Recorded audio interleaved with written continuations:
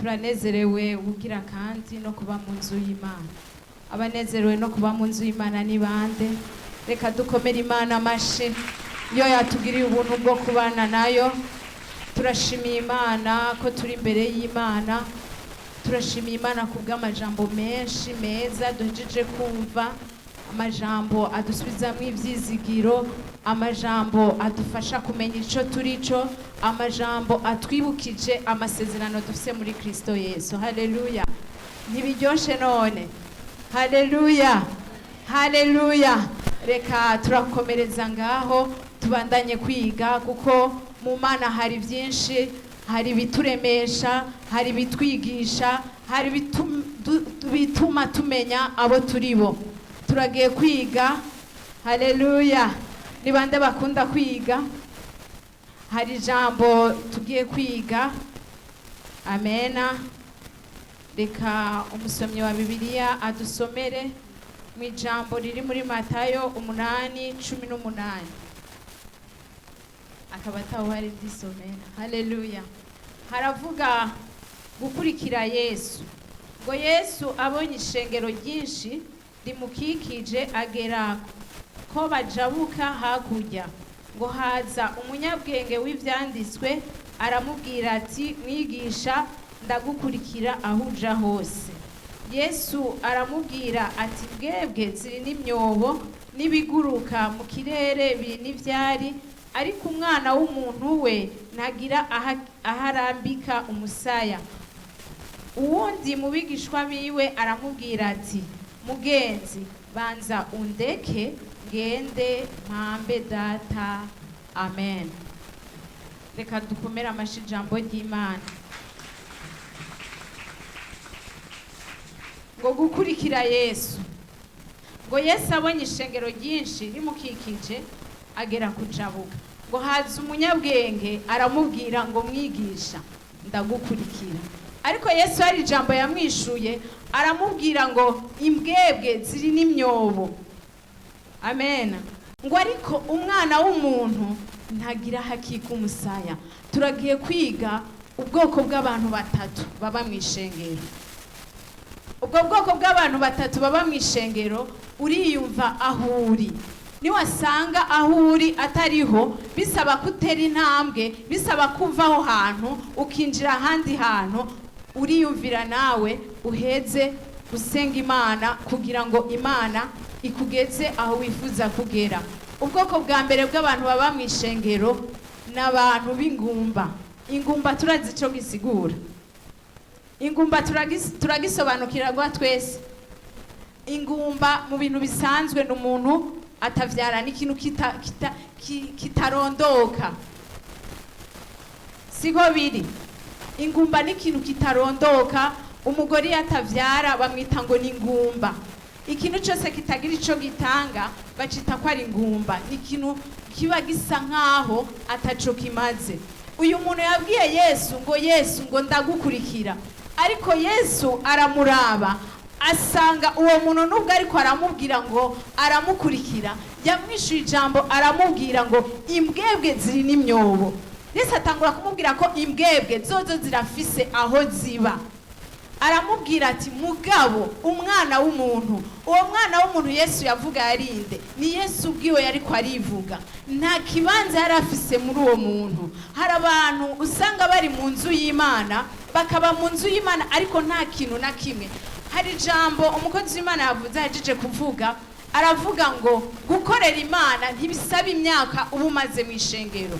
Ushobora kuba uri mu ishengero umaze amezi 2 ukaruta umuntu amaze imyaka 20 mu ishengero. Ivyo turavyumvikana. Birashoboka. Birashoboka ko umuntu ashobora kuba amaze amezi 2 akaruta wa wundi amaze imyaka 20 mu ishengero, kuko wowe yaje afise icagamije ashika akorera Imana. Haleluya. Ariko wa wundi w'imyaka 20 yabaye wo kwicara mu ntebe, ashusha intebe, nta kintu na kimwe yigera akora mu nzu y'Imana, abayeho ubuzima ahubwo bwo guca imanza. Abantu nk'abo bateza ibibazo mu nzu y'Imana.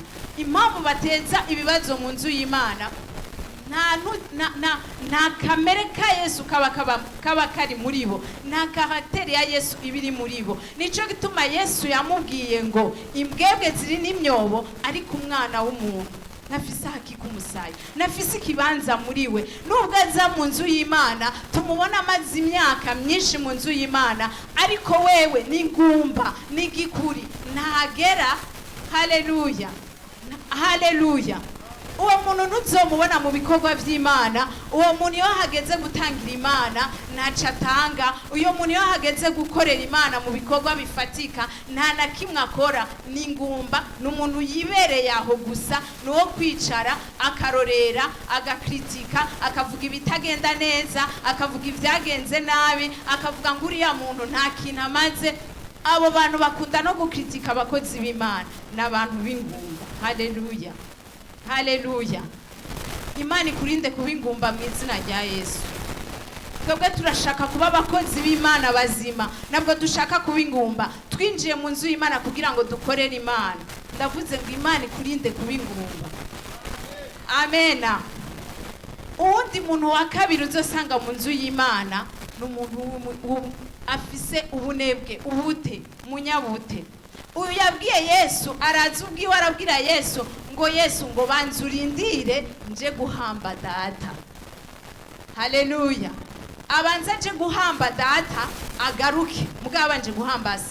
Ariko Yesu aramubwira ngo reka bapfuye bahambwe n'abapfuye. Haleluya, haleluya. Uwo muntu w'umunyabute imisi yose amavuga ngo ikintu nzogikora hanyuma, ikintu nzogikora ejo. Reka mbanze ngende nibere mu naho ndi mu nzu y'Imana, reka mbanze ngende nikorera ivy'iwanje, nimba ari akayoga ndakanywe, nimba ari ingeso mbi nzoba ndakitswa neza hanyuma. Ariko nuzi umusi wawe, nuzi igihe cawe co gutahuka. Haleluya, haleluya.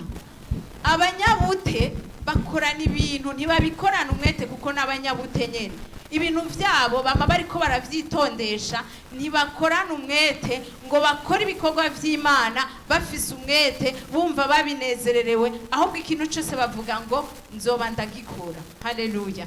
Imana iturinde kuba abanyabute. Hari umuntu wa gatatu n'umuntu w'umwete. Haleluya. Abanyamwete tushira amaboko hejuru. Haleluya, haleluya. Abatashize hejuru murabaki, murabaki, muri ngumba, murabanyabute, murabaki. Haleluya. Murabanebwe, abariko barasinzira. Haleluya. Yomwika twikangure mu izina rya Yesu. Turi imbere y'Imana, twikangure, tubi imbere y'Imana, twikangure. Haleluya, haleluya. Umunyamwete anezerewe ku bikorwa by'Imana. Umunyamwete yinjira mu nzu y'Imana adacerewe. Umunyamwete ibintu byose arabibibuze mu nzu y'Imana akumva yo bikora. Umunyamwete mu bikorwa by'Imana iyo hageze gutangira Imana abo wa mbere, kubera yuko afise ishaka ry'igikorwa c'Imana. Arashaka yuko ibintu by'Imana bigenda neza, arashaka yuko ibintu by'Imana bitabamwe agahazi. Haleluya. Abyuka kare akaza mu nzu y'Imana adacerewe. Abantu b'abanyamwete bakora n'ibikorwa mu ibanga byinshi, nuzo nabimenya. Amen. Abantu b'abanyamwete ntibajyamira. Urazi hari umuntu ashaka gucererwa mu nzu y'Imana kubera yararyamye, akavuga ngo uyu munsi naryamye cyane none nacerewe. Haleluya. Abanyamwete iyo bari mu nzu y'Imana baba maso, ntibasinzira. Haleluya, haleluya. Abanyamwete tuba mu nzu y'Imana dukurikirana ijambo ry'Imana, nituba dushaka ikintu na kimwe kiturengana. Haleluya. Abanyamwete iyo bavuze gukorera Imana baba bambere. Rero bene data, dushaka kuba abanyamwete, dushaka gukorera Imana dufise umwete. Imana ishimwe cyane. Murazi imbaraga z'Imana, umuntu kugira ngo yuzure ubushobozi bw'Imana nuko aba yabanye n'Imana cyane. Iyo twegera Imana cyane, ubushobozi bw'Imana buba muri twebwe, kandi ubushobozi bw'Imana buzanwa no kwigishwa. Haleluya. iyo turiko turigishwa hari imbaraga z'Imana twakira muri twebwe. Iyo turiko turigishwa hari ubundi bushobozi bw'ijambo ry'Imana buba muri twebwe. Umunyamwete rero akunda kwigishwa, kandi umunyamwete, haleluya, umunyamwete yitondera ibyagezwe by'Imana, kandi umunyamwete habamo kubaha Imana muri we. Umutima wiwe ubuciye bugufi, umutima wiwe wubaha Imana, umutima wiwe ukunda Imana. Haleluya, Yesu ashimwe, Yesu ashimwe cyane. Twese tuba abanyamwete mu izina rya Yesu. Nityo twaba abanyamwete tuzokubaka ishengero mu bundi buryo, tuzokubaka ishengero mu buryo bukomeye, tuzokubaka ishengero mu buryo butangaje. Amena, haleluya, haleluya, haleluya. Rero bene data, kubera yuko Imana yari ifise umugambi, yafise umugambi wo kwinfluence isi kugira ngo abantu b'Imana bahinduke, bakurikira Imana, bakizwe, bave mu ngeso mbi. Rero Imana yaciye ishiraho ishure kugira ngo yigishe abantu bayo. Haleluya. Turaje kuri teme iravuga ngo ubukristu buserukira mu ngeso. Haleluya. Ni bande bemera ko ubukristu buserukira mu ngeso? Umuntu kugira ngo bazokwemere ko ari umukristo bivana n'ingeso. Mbega ingeso ufise zerekana kuri umukristo ni zahe? Haleluya, haleluya. Imana rero yashizeho ishure mu bana bayo. Abantu dutegerezwa kwiga. Sinavuze ko dutegerezwa kwiga kugira ngo twakire ubumenyi. Umuntu yiga kugira ngo yakire ubumenyi, amenye ivyo atarazi. Imana rero yarabiravye, irabona ati abantu banje kugira ngo bashikire kugakiza, baba abantu banje vy'ukuri, baba abana b'Imana, shiraho ishure kugira ngo bige. Ibi bintu niyo bamara kuvyiga bakabimenya, bazoba abakristo bakwiriye bageze ku musaraba. Imana yacu ishimwe cyane. Turagiye gusoma ijambo riri muri Petero wa kabiri,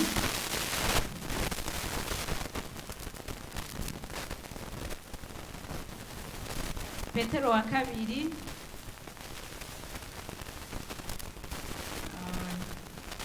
rimwe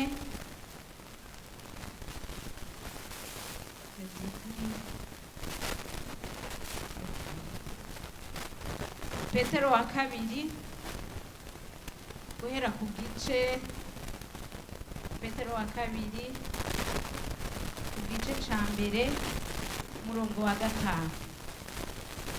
Reka badusomere. Urabona aho hariho gusoma, haravuga ngo mbere kubw'iyo nyanduruko nyene ubwanyu mushiruke umwete wose. Haleluya, twumvirize neza ngo mbere kubw'iyo nyanduruko nyene ubwanyu mushiruke umwete wose. Aratangura ngo ukwizera kwanyu mukongere kwiki? Afise Bibiliya. Ukwizera kwanyu mukongereko ingeso nziza, ingeso nziza muzongereko ubwenge, mubwongereko ukwirinda, mukongereko ukwihangana, mukongereko kubaha Imana, mukongereko gukunda bene data, mukongereko. Ngo kuko namba mugira ivyo bitagwira bituma abanyabute canke ingumba kuvyo kumenya neza umwami wacu Yesu Kristo. Ngo kuko atagira ivyo, reka dusubiremo, ngo ukubaha Imana mukongereko gukunda bene data, ugukunda bene data mukongereko urukundo. Kuko namba mugira ivyo bikagwira, nimba mugira ivyo bikagwira, haleluya, bituma mutaba abanyabute. Mwavyumvise? Bituma mutaba abanyabute canke ingumba mu byo kumenya neza umwami wacu Yesu Kristo. Haleluya. Aya mashure Imana yashizeho n'amashuri 8. Amena. Aya mashure atubwira ingene ubu Kristo buserukira mu ngeso. Haleluya. Aya mashure rero Imana yashizeho kugira ngo adufashe. Aya mashure nitwamara kuyabamo ko bizotuma abameze uko Imana yaje kutubwira bataba abanyabute canke babingumba. Amen. N'abantu batazoba abanyabute ngo canke babingumba, turatangura ukwizera. Haleluya. Irya mbere ryatubwiye ukwizera. Haleluya. Ukwizera iyo umuntu yizeye, ubusanzwe tugiye kuraba usanga kwizera niko kwatumye dukizwa, siko biri. Kwizera nuko kwatumye dukizwa. Twizeye ijambo ry'Imana turaryakira rituzanira agakiza. Ukwizera rero niko kwatumye dukizwa. Ukwizera rero iyo twagize ukwizera muri twebwe ni kutuzanira agakiza gusa, ariko iyo twizeye hari ibintu tudashobora gukora kubera yuko twizeye. Iyo twizeye Imana biraturinda gukora icyaha. Haleluya. Kubera ko tuba twizeye Imana tugendera ku by'Imana igomba, tuba twizeye Imana tukizera ijambo ry'Imana. Rero ukwizera gutuma tugenda uko Imana ishaka ko tugenda. Haleluya. Haleluya. Haleluya. Kandi kwizera hari imbuto umuntu yama kubera yuko yizeye. Kwizera gutuma umuntu ahinduka. Haleluya. Kwizera niko gutuma umuntu ahinduka. Kumvira ingaruka yo kwizera, kwizera kuzana agakiza. Turumvira, tukumvira ijambo ry'Imana, tukagira ukwizera, bikatuzanira iki? Bikatuzanira agakiza. Hariho no kwizera kuzana igitangaza. Niyo mpamvu Imana yatubwiye ngo tube abantu bizera. Ntabwo bishoboka yuko ubutizera yohimbara Imana, ariko iyo twizera bituzanira ibitangaza. Abantu bahora baja gusengera abagwayi nuko baba bafise ukwizera. Baravuga ati iki je ndagikora, mugabo nizeye ubushobozi bw'Imana. Ubushobozi bw'Imana nizeye uragenda muri ya ngwara ya wa muntu bumukize. Haleluya. Iyo umuntu agiye gusengera abantu baboshwe yizera Imana, akizera ubushobozi bw'Imana. Ntabwo ushobora kuja gusengera umuntu aboshwe canke agwaye udafise ukwizera. Muhora mubibona ngaha, hariho abantu baba baboshwe, iyo bagiye gusenga umuntu abo bantu ntakuye kurwana. Hariho n'abagwana, nimora mubibona ko hariho n'abagwana. Iyo rero umubonye ariko aragwana udafise ukwizera, wizera ko ubushobozi bw'Imana ushobora kumugeraho agakira, akabohoka, ntabwo ushobora kuja gusengera kugira ngo uje gusengera umuntu ushobora kuba wizera. Ubwo rero ni kwizera kukuzanira igitangaza, ukavuga ngo uko biri kose ndamusengera kuko nizeye arakira. Haleluya. Ukwizera kutuzanira igitangaza. Imana yashatse ko tuba abantu bizera. Ushobora kubaho ubona yuko nta kintu na kimwe kigenda mu buzima, ubona ingene wambara, ubona ingene ufungura, imiryango yose irugaye. Haleluya. Nka kwa kundi Abanyisirayeli bariko barava muri Egiputa, ngo baragiye bageze imbere y'ikiyaga gitukura, nta nzira babonye. Inyuma yabo hari ingabo za Farawo, ku mpande hari imisozi. Barataka kubera ko batari bafite ukwizera muri bo. Babona ibigaragarira amaso yabo, baravuga ati aha hantu nta nzira ihari, ariko upfa turapfuye. Haleluya. Haleluya. Ariko iyo umuntu wizera, bari kwizera bakavuga ngo iriya Mana ivuye kwa Farawo, nubwo tubona imbere hari ikiyaga, Imana ntabwo ari ikijuju kugira ngo ituzane iducishe aha hantu, kandi ari amasezerano yaduhaye ahantu hatagira inzira. Imana ibizi ko nta nzira ihari. Bari kwizera bakavuga ngo nubwo nta nzira ihari, turazi ko Imana iri buhace inzira. Haleluya. Kuko ari Imana ica inzira atagira inzira. Amen. Ukwizera rero nubwo tuba tudafite sitoke mu nzu, tudafite icyo dufungura, tudafite amera ya deplacema, tukabona uko tuzobaho, ariko iyo turi abantu bizera tuvuga ngo Imana irabibona, Imana nifise bona, Imana niyi okontrole. Haleluya. Haleluya. Abasinziriye, haleluya. Reka ugenza ubona asinziriye umugore. Amen. Ntabwo tuba twaje gusinzira, ariko twaje gusenga. Haleluya. Uko kwizera rero kuraturemera ibitangaza ibidashoboka uko bishoboka. Haleluya. kwizera amasezerano iyo dufise ukwizera tubona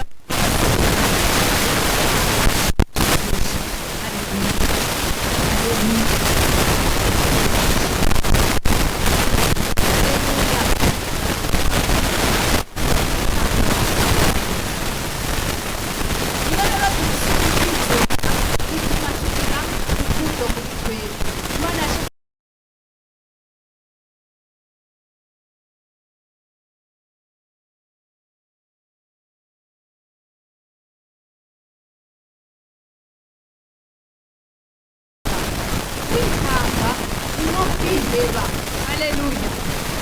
Iyo turiko turakorera Imana tugira kwizera tukitanga, tugatanga imibiri yacu ngo mutange imibiri yanyu kuba ibitambo bizima bihimbara Imana. Haleluya.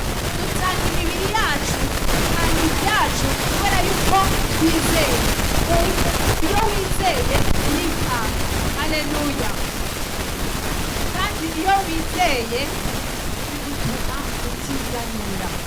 Haleluya. Iyo wizeye bituma utiganira. Birasaba ko tuba abantu bizeye Imana. Bishoboka yuko utizera yohimbara Imana. Umuririmbyi arengera avuga ngo ntimukiganire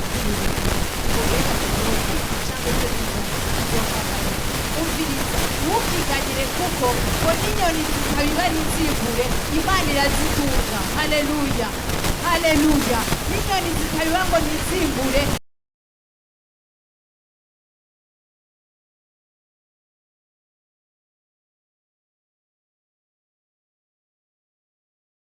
Imana. Ishure rya kabiri, ingeso nziza. Vuga ngo ingeso nziza. Subiramo ati ingeso nziza. Umukristo ugaragarira mu ngeso nziza. Udafise ingeso nziza ntabwo uri ijete risomeka. Imana iragomba ko turi ijete risomeka. Imana iragomba ariko uri umunyangeso uravuga ngo uriya muntu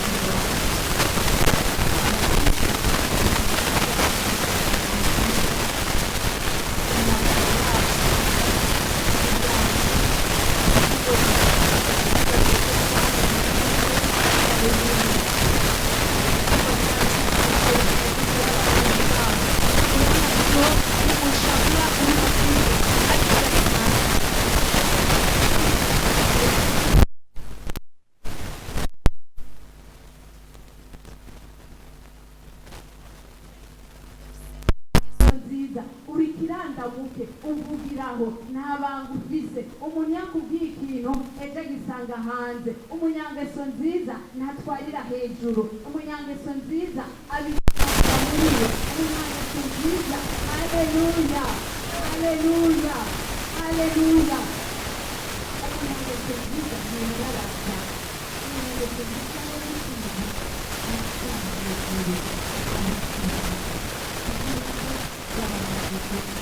Imana irashaka ibyo rero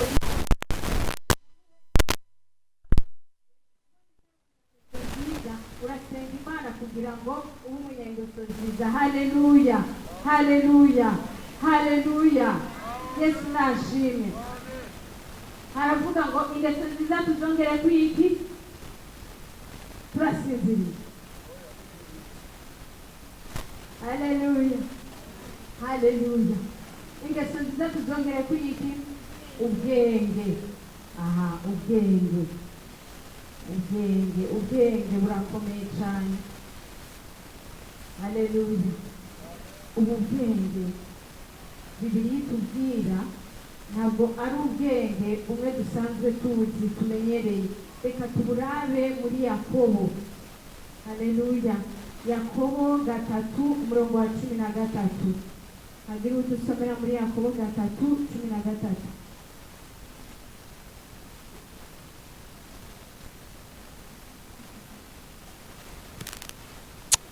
Yeah. Yes. Yakobo 13 kugeza kuri 17. Itandukaniro ry'ubwenge bw'isi n'ubwo mu ijuru. ninde muri mwebwe umunyabwenge kandi w'umuhanga niyerekanisha ibikorwa vyiwe ingeso nziza mu bugwaneza bufatanije n'ubwenge. Ariko namba mugira ishari ry'inkazi mu mitima yanyu mugakunda kwirema ibice mwoye kwirata mubesha mucumura kukuri. Ubwo bwenge sibwo bwururuka buvuye mu ijuru ariko n'ubw'isi n'ubw'abantu n'ubw'abadayimoni. kuko aho ishari riri bo no kwirema ibice ariho umuvurungano uri n'igikorwa kibi cyose. Ariko ubwenge buva mu ijuru irya mbere buratunganye kandi n'ubw'amahoro burengenga bukunda kugirwa inama bwuzuye imbabazi n'imbuto nziza ntibukekeranya ntibugira uburyarya. Amen. Haleluya. Amen. Ubwenge dukeneye ubwenge bwo mu gice cya 17 ngo ariko ubwenge buva mu ijuru irya mbere buratunganye. Haleluya. Kandi n'ubw'amahoro burengenga bukunda kugirwa inama bwuzuye imbabazi n'imbuto nziza ntibukekeranya ntibugira uburyarya. Amen. Mwumvise ubwenge dukeneye. Haleluya. Haleluya.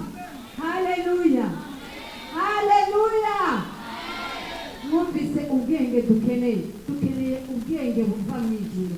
Umuntu afise ubwenge bwo mu isi mwabyumvise ushaka ufise ubwenge bwo mu isi ukagira ishari ukicana ugakora ibibi byose bibaho.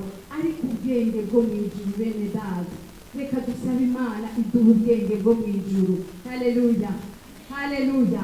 Mbega iyo turiko turasenga tubwira Imana ngo Mana duha ubwenge tuba turiko turasaba ubwenge bwawe tuba turiko dusaba ubwenge bwawe n'ubwenge bwo mu ijuru tuba turiko turasaba Imana iduha ubwenge kuko ubu bwenge ngo n'ubwenge buratunganye ntibugira uburyarya buzana amahoro butuma wemera kugirwa inama. Burya umuntu adafise ubwenge no mu ishengero iyo bamuhanuye aragumuka. Haleluya. Haleluya. Aragumuka iyo bamugiriye inama kuko hariho ibindi bintu aba ashaka atagumuka aba yiyemera muri we ati uko ndi nuko nyene hariho n'ukubwira ati jene ko narebe n'ukundi. Haleluya.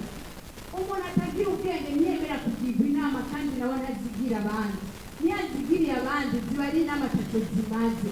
Ariko umuntu afise ubwenge bwo mu ijuru agira amahoro muri we. Umuntu afise ubwenge buva mu ijuru amenya kugira inama abandi nawe aragirwa inama iyo bamuhanuye nabwo agumuka. Haleluya. Haleluya. Nabwo agumuka nabwo aca avuga ngo ndabivuyemo nabwo aca avuga ngo baramboneye nabwo aca avuga ngo baramvuze.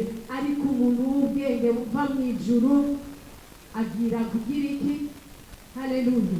Agira ko umuntu afise ubwenge buva mu ijuru yemera kugirwa inama kandi nawe agira inama abandi. Tugira ubwenge buva mu ijuru dusabe Imana iduha ubwenge. Ibi bintu Imana yarabishizeho kugira ngo umukristo ategerezwe kubigira agira ukwizera agira ingeso nziza agira ubwenge. Haleluya. Ubwenge nabwo ngo tubwongere kwiga ubwenge tubwongere kwirinda.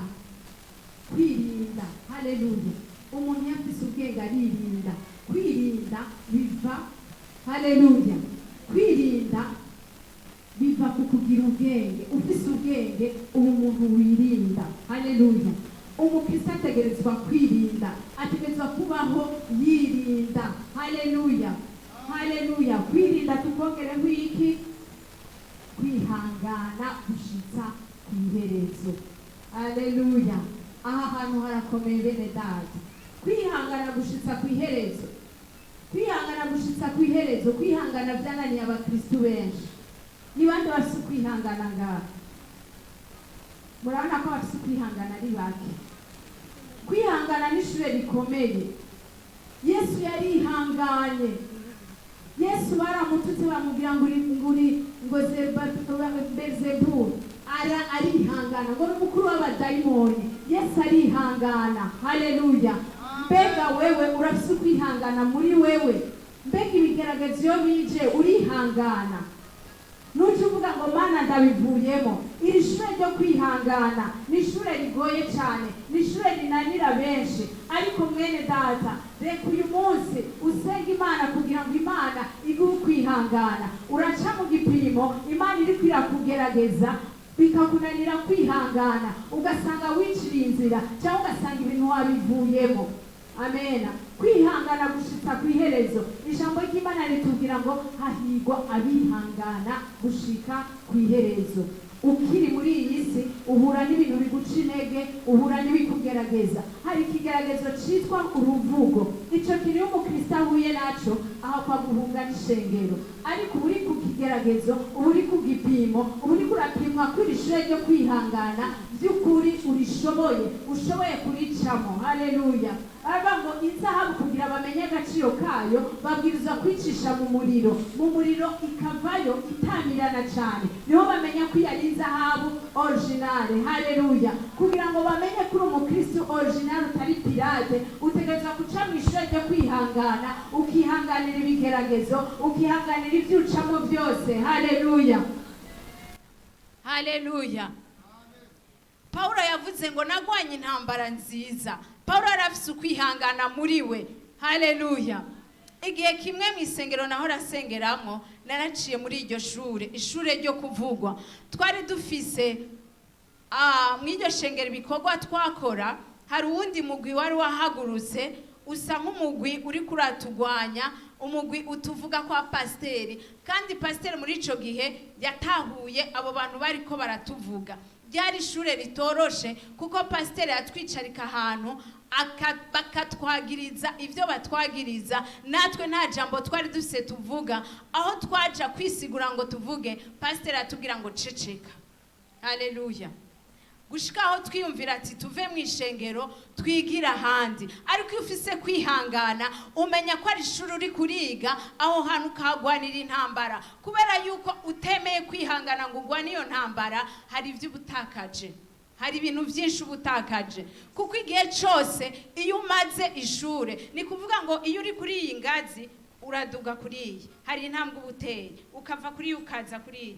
Iyo uri mu wa mbere uva mu wa mbere iyo wize ukamenya barakunguruza mu wa kabiri, mu wa kabiri iyo wize ukamenya barakunguruza mu wa gatatu, ugenda urunguruzwa bivanye nuko wakoze ikibazo ukagitora. Ariko ikibazo cakunaniye uraduhura. Haleluya.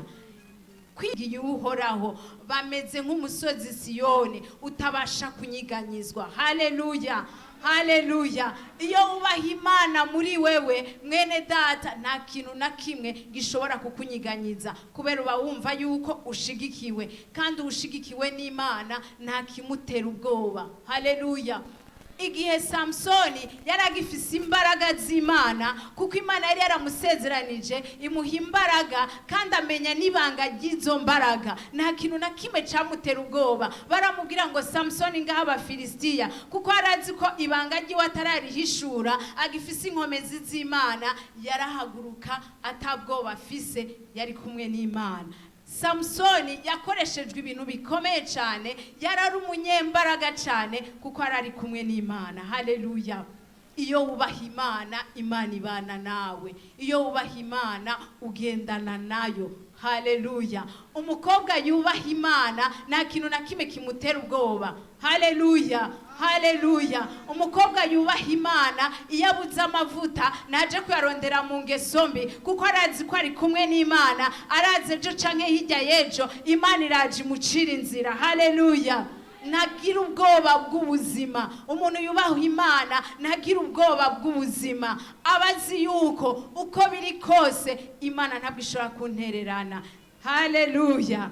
Nta mugorozi yigeze asegerereza. Iyo wubaha Imana uburu. Ariko abantu b'iki gihe ntabwo dufise urukundo nk'uko Imana ibidusaba. Bidasigura ko hatariho abarufise, hariho abarufise, ariko hariho nabo usanga batarufise. Impamvu ushaka gusanga hariho abakristo batakigira urukundo, ndashaka kuba ndi kumwe na mwene data akambwira ngo ndabuziki, kandi jewe nari mfite ubushobozi bwo kukimuha, ariko nkavuga ngo fisi ibinkwiriye, ugasanga sindamuhaye. Nkaba nzi neza ko mwene data aza kurara adafunguye, jewe mfise ibiro 2 vy'umuceri nkananirwa no kumuha ikiro kimwe nkavuga ngo reka nje kimwe uyu munsi ikindi nzokigejo. Ubwo n'urukundo. None mu bana b'Imana ivyo ntibihari. Haleluya. Ko tuditabira ivyo ntibihari. Ukabona mwene data atagira impuzu yo kwambara, ariko dushima Imana muri repentance dukunde bene data.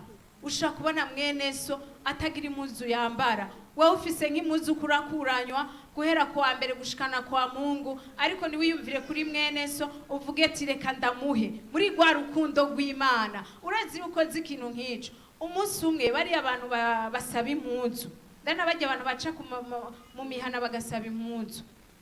Igihe kimwe hari umumama yaje muhira arambwira, yari umumama akuze gose, arambwira ngo mwana ngo urashaka kumfasha ukampa n'agatenge nambara. Nukuri yari yambaye igitenge, nanje nabona ko ati nyene urabibona nawe, nanje ndavuga ati aba bantu basaba ntawe n'ubazi impuzu yo bazitwaye. Mugabo niriko ndiyumvira uko numva umutima ngo muhe, ndagenda ndamuha ico gitenge. Je nari mfise ikintu nari ndiko ndasengera sinanacitayeho, ariko haheze nk'indwi imwe ico kintu ndacishurwa. Maze gucishurwa ndaryoherwa, ariko numva ijwi riranyongoreye ngo ni ca gikorwa nka gufasha abantu tukaba twizibiriye imigisha. Haleluya. Imana yaradushiriyeho itegeko ryo gukundana. Imana yaradushiriyeho ni nka kujya tubwiye dutanga ibigira 10 mu nzu y'Imana, yaratubwiye naho dukundane, tugizwa gukundana mu nzu y'Imana. Haleluya. Ishure rya nyuma riravuga gute? Gukunda Imana. Reka ndara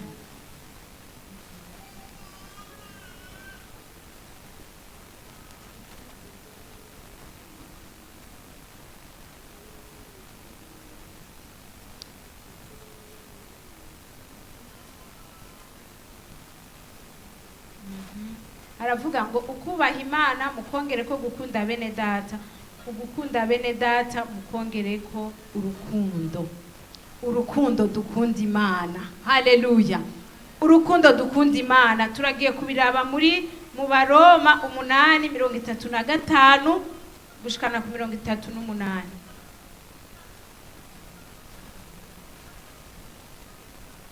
Abaroma 35 gushikana ku 38.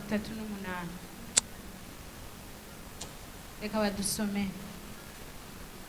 Urukundo rw'Imana ninde azodutandukanya n'urukundo rwa Kristo?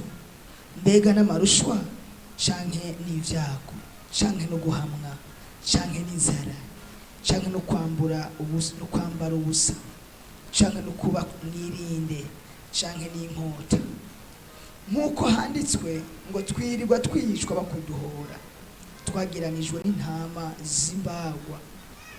Ariko muri ivyo vyose turushirishwaho kunesha n'uwadukunze, kuko menye neza ntabikekeranya yuko naho ubwoba urupfu canke ubugingo canke abamarayika canke abaganza canke ibiriho canke ibizoza canke abafise ubushobozi canke uburebure bw'igihagararo canke uburebure bw'amajepfo canke ikindi caremwe cose atakizoshobora kudutandukanya n'urukundo rw'Imana ruri muri Kristo Yesu umwami wacu. Amen. Amen. Reka tuvuge ngo amen. Amina. Niki cyo dutandukanya n'urukundo rw'Imana? Uyu muntu yaravuze ngo mbega niki cyo akantu kamwe ngo abantu bariko barasenga bakobeje gusenga ngo hinjira umuntu ngo yarafise inko ngo arababwira ngo mwese hagarika, ngo barabanza barahagarara, ngo arababaza ngo muri mwebwe ninde yemera Yesu? Bose bankabusha amaboko hejuru, baravuga ati uwemera Yesu ninde? Bose batangura kurabana. Burya ntushobora kumenya kukunda Imana hatarazi ikintu kikwereka vy'ukuri kukunda Imana. Haleluya. Haleluya. Aravuga ati abemeye Yesu ni muje ngaha, abatemeye Yesu mujaha. Abatemeye Yesu babaye benshi, abemeye Yesu ngo babaye abantu babiri, yari umupasiteri kandi bari mu rusengero ariko ntibemera Yesu. Baratwara umuntu umwe baramuzana babereka ko bamwishe, sinzi ko ingene babikoze, bazana amaraso. Ba bantu bose baratinya, batangura kuvuga ngo ni pasiteri yabidushizemo, ni mubibaze pasiteri, twebwe navyo tuzi, araduhamagara akavuga natwe tukumviriza, mugabo wo Yesu nawe tuzi. Babaye nka kwa kundi kwa Petero ngo ntawenzi. Haleluya, haleluya. Ngo umuntu ntawenzi, ngo n'imvugo yawe irakuranga, ngo ntawenzi, aramwihakana. Mbega urukundo ukunda Yesu, urumva wopfa ku bwa Yesu, urumva wopfa ku bwa Yesu. Haleluya, haleluya. Cyangwa ni kuza gusenga gusa ukaza ukinjira mu nzu y'Imana ukitwa kuje gusenga kuko hari ivyo urondera ku mwami, hari ivyo ushaka kubwira Yesu, hari ivyo ushaka kwa gutunganyiriza, ariko atarukundo ukunda Yesu, utokwemera gupfa ku bwa Kristo. Haleluya. Ihamwa niyo ryaza rikaza tukiriho turi bazima, tugihumeka umwuka w'abazima, niho tuzomenya ko dukunda Kristo. Aho bazokubaza ngo uremera Yesu, uramwemanga, niho bavuga ngo ndamwemera, urumva uzoba wemeye gupfana nawe. Haleluya, haleluya. Ninde yokwemera gupfa apfira umwami Yesu? Ninde yokwemera? Yesu yaradupfiriye nivyo, ariko uramukunda ku buryo yumva yuko wopfa kubwiwe. Haleluya, urumva wopfa kubwiwe. Ngo intumwa mu kuzica hari abo babaga bakabaga urusato ngo bakabashiraho umunyu. Iyumvira ubwo bubabare bagize, mbega mu kibanza cawe wewe nk'ubu bobikugirira kubera Yesu, urumva wo vyemera? Haleluya, haleluya, haleluya. Yesu ashimwe. Urukundo ukunda Yesu rumeze gute? Urukundo ukunda Yesu rumeze gute? Urumva wopfana na Kristo. Bava ngo twabambanywe na Kristo, ngo ariko turiho, yamarasi twe turiho ni Kristo muri twe. Kristo ni waduha inkomezi zo gutsinda, Kristo ni waduha inkomezi zo kumwemera, Kristo ni waduha inkomezi zo gushikama. Haleluya, haleluya, haleluya. Reka duhaguruke kugira ngo dusenge Imana, kugira ngo ubukristo bwacu buserukire mu ngeso dufise, mu ngeso nziza, mu kwizera Imana, mu kwihangana, mu gukundana. Haleluya. Reka dusenge kugira ngo Imana idushoboze kubaho dutsinda amashure y'Imana. Navuze ngo reka duhaguruke dusenge. Nimba utagwaye haguruka usenge. Haleluya, haleluya. Turashaka kuba abantu bahimbara Imana, turashaka kuba abantu biga amashure y'Imana bagashingirwa intahe n'Imana, nk'uko Imana yashingiye intahe Yesu ikavuga ngo nguwo umwana wanje nkunda akampimbara. Haleluya, haleluya. Uhoraho Mana nyene ingabo, Mana y'ububasha n'ubushobozi, turagushimiye kubw'ijambo ryawe. Ijambo ryawe ritwigishije, ritubwiye ngo ubukristo buserukira mu ngeso. Mw'izina ryawe gera Yesu Kristo, Mwami Mana gira neza ubwoko bwawe. Tubeho Mwami Mana dufise ingeso nziza Mwami, tubeho mu kwirinda, kwihangana, kubaha Imana. Mw'izina ryawe gera Yesu Kristo, turashaka kuba abantu bama ivyamwa vyamuhemu yera. Mwami Mana twabwiwe ngo mu nzu y'Imana hariho ingumba, hariho abanebwe. Nabwo dushaka kuba ingumba, nabwo dushaka kuba abanebwe, ariko turashaka kuba abanyamwete. Mw'izina rya Yesu turashaka kuba abakorana umwete ibikorwa vy'Imana. Mw'izina rya Yesu, nk'uko ijambo ryawe ritubwira ngo ibikorwa twerekeje amaboko yacu tubikorana umwete. Mana manura umwete muri aba bantu Mana, manura ubushobozi bwawe mu bwoko bwawe Data wera. Mw'izina ryawe gera Yesu Kristo, hagurutsa Data wera ubwoko bwawe. Iki ni igihe Mana kugira ngo duhaguruke, kugira ngo dukore. Iki ni igihe Mana kugira ngo tubwire abatakuzi bakumenye. Iki ni igihe Mana kugira ngo twinjire mu bantu tubabwire ubutumwa bwiza, tubabwire igikorwa Yesu yakoze ku musaraba tubabwira ingene Yesu yaducunguye. Iki ni igihe Mana twambika imbaraga, ambika imbaraga abantu bawe, ambika imbaraga abana bawe, ambika imbaraga ubwoko bwawe mu izina rya Yesu Kristo. Ijambo ryawe riratubwira ngo bazomenya gute batabwiwe. Mana data wa twese wo mu ijoro, twambika imbaraga, twambika inkomezi kugira ngo tugende kubabwira abatakuzi bakumenye, abatakuzi bakumenye. No mu gihe cihamwa mwami tuze dugukorere data wera, mu gihe cihamwa data wera nituze dutinye mwami, nk'uko intumwa zashize amanga zikagukorera zigakwiza ubutumwa Iyuda Samariya no guhera no kugeza ku mpera z'isi baragukoreye mwami. Abagabo 12 bahinduye isi, isi irahinduka. Ubu munsi turavuga Yesu kubera ko abagabo 12 hari igikorwa bakoze mwami. Hano hantu turenga 12, turenga 20, turenga 30. Turashaka kwambara imbaraga, turashaka kuba abashizi b'amanga kugira ngo tuje kugukorera, kugira ngo tuje kuvuga ubutumwa mu izina rya Yesu. Iriya hirya Mana hariho batarakumenya, ariko mwami Mana imbere yuko tuja kuvuga turashaka data wera utwambika ubushobozi bwawe, imbaraga zawe zibe muri twe, tuba abanyangeso nziza, tuba abami ivyamwa, kugira ngo data wera bagira ico batubonyemwo, ico batubonyemwo mwami kibahindure baba ba Kristo, baba bigishwa ba Kristo nkuko natwe twahinduwe na Kristo mu izina rya Yesu Kristo. Haleluya. Urakoze Yesu, turagushimiye mwami mwiza, tugukomeye amashi menshi mu izina ryawe ryera Yesu Kristo. Amen. Reka dukomere Imana amashi.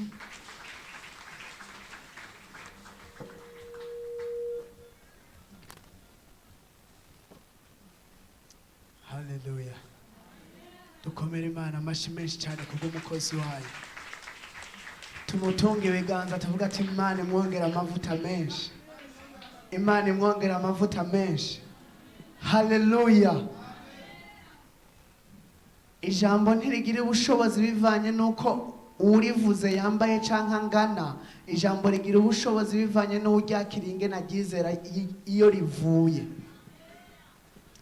Atubwiye amajambo menshi akomeye no kwirirwa ndasubiramo, ariko nawe uriyizi.